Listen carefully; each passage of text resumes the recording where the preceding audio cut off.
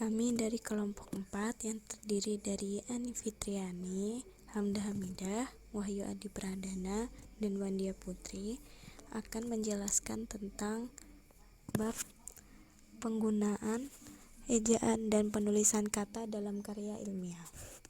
Bismillahirrahmanirrahim. Assalamualaikum warahmatullahi wabarakatuh. Selamat pagi teman-teman.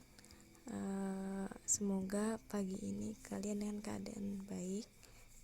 Di sini kami dari kelompok 4 akan berpresentasi dengan judul penggunaan ejaan dan penulisan kata dalam karya ilmiah. Nah, di dalamnya kita akan menjelaskan tentang yang pertama yaitu aturan ejaan yang disempurnakan atau EYD, yang kedua yaitu penulisan imbuhan, yang ketiga yaitu penulisan gabungan kata, yang keempat penulisan kata depan, yang kelima penulisan partikel, yang keenam penulisan kata ulang, yang ketujuh penulisan singkatan, yang kedelapan penulisan akronim, yang kesembilan penulisan angka dan lambang bilangan, dan yang terakhir yang ke-10 yaitu pemenggalan kata. Perkenalkan, nama saya Ani Fitriani. Di sini saya akan menjelaskan tentang aturan ejaan yang disempurnakan atau yang disebut dengan EYD. Nah, adapun aturan-aturannya yaitu 1. Imbuhan digabung dengan kata yang diimbuhinya. Contohnya, dikirimkan dan dituliskan. Nah, yang kedua, bubuhan digabung dengan kata yang dibubuhinya.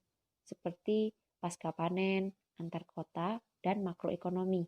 Nah, yang ketiga yaitu gabungan kata yang mendapat imbuhan atau akhiran ditulis terpisah.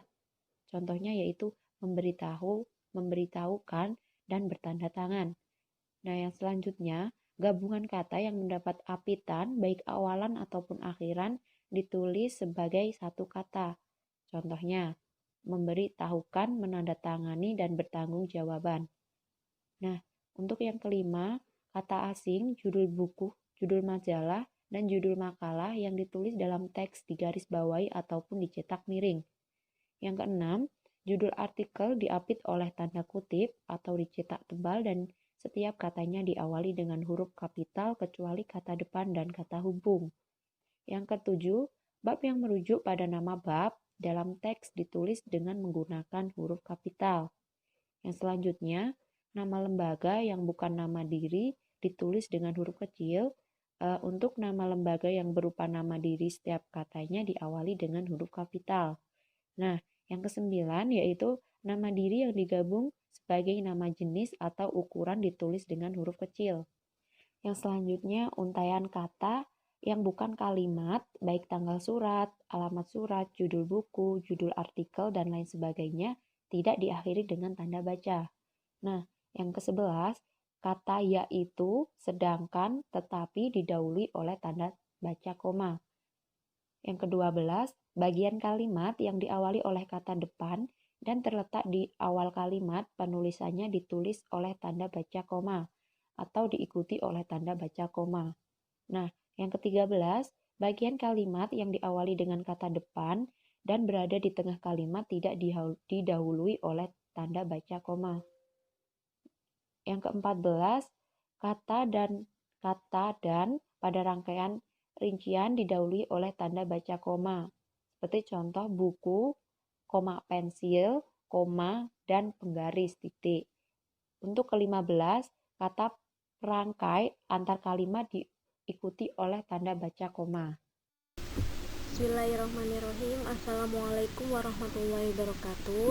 Di sini saya dengan Hamdah Hamidah ingin akan meneruskan presentasi dari sebelumnya. Nah, sebelumnya kita sudah mempelajari tentang aturan ejaan yang disempurnakan atau EYD. Nah, sekarang kita akan mempelajari tentang penulisan imbuhan. Kata imbuhan atau awalan, sisipan, akhiran ditulis serangkai dengan kata dasarnya. Contoh, dikelola, penetapan, menengok, mempermainkan. Jika bentuk dasar berupa kata awalan atau akhiran ditulis serangkai dengan kata yang langsung atau mendahulunya. Contoh, sebarluaskan, bertepuk tangan, serta garis bawahi. Nah, Selanjutnya, jika bentuk dasar yang berupa gabungan kata mendapat awalan dan akhiran sekaligus, unsur gabungan kata itu ditulis serangkai. Contoh, menggarisbawahi, menyebarluaskan, dilipat gandakan, dan penghancur leburan. Setelah kata imbuhan, kita akan mempelajari tentang penulisan gabungan kata. Gabungan kata termasuk kata yang lazim disebut kata majmu' dan bagian-bagiannya dituliskan terpisah. Contohnya, bentuk yang dihindarkan yaitu yang pertama tanggung jawab. Nah, bentuk yang dianjurkan yaitu tanggung jawab. Jadi terpisah. Nah, tentu saja terima kasih digabung. Nah, bentuk yang dianjurkan terima kasih, terima dipisah sama kasihnya. Terus uji coba